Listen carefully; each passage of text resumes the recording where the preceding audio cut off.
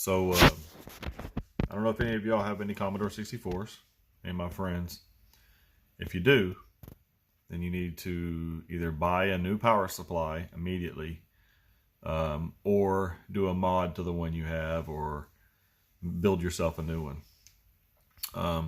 After 40 years, the power supplies are bad. The Commodore 64, there's two different model power supplies depending on which system you have. One has a 9-volt AC to AC inside it going to the Commodore plus 5-volt. The other one will have a 12-volt AC and 5-volt DC going into your Commodore. Mine in particular have the 5-volt DC and 12-volt AC. Listen to what I'm saying. It takes your 120 from your wall, goes to a transformer on your AC, knocks it down. It's actually about 11 something, 10 to 11 volts AC without a load. With a load, it goes down to 9 volts like it's supposed to be. So that's a transformer, but it also has a AC to DC converter inside it, which is a 5-volt. The AC is never the really problem on the Commodores. It's the 5-volt line. 5-volt line goes bad.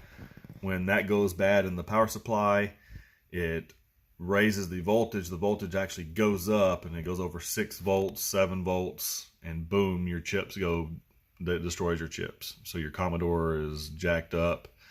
It doesn't work anymore. It kills your SID, which is your sound chip in there, which is expensive to replace. If you can replace it, you'll probably have to get an aftermarket one that's not a SID anymore. They make some that's made out of a microchip in there. And so they kind of emulate it.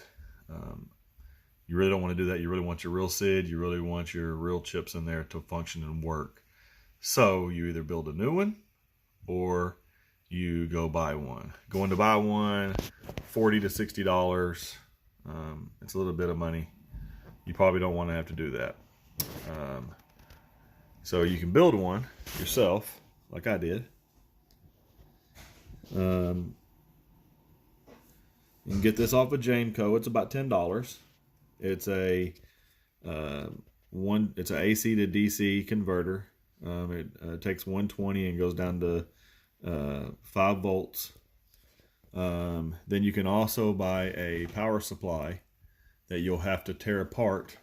So Jameco has power supplies that are 9-volt AC power supplies.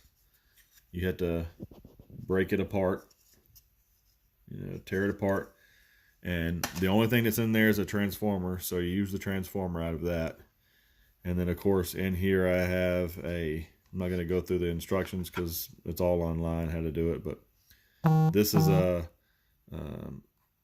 fuse to the output on the 12-volt, actually on the 9-volt line, coming in. And then this is a fuse here that comes in from the live on your AC, and I got that going before my AC to DC converter and before the transformer here. So I got one going out of the transformer into the Commodore.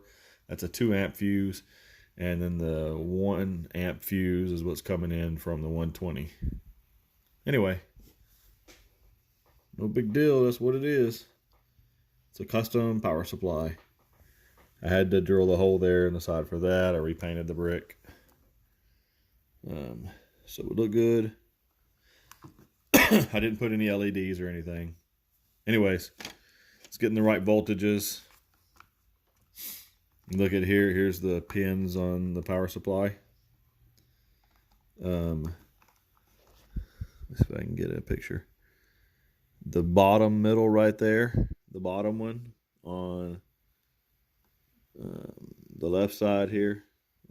On here it'd be right, but right over here on the very, very bottom one is your ground. The one next to it's 5 volts, and the top two are your AC. Anyway, back to work.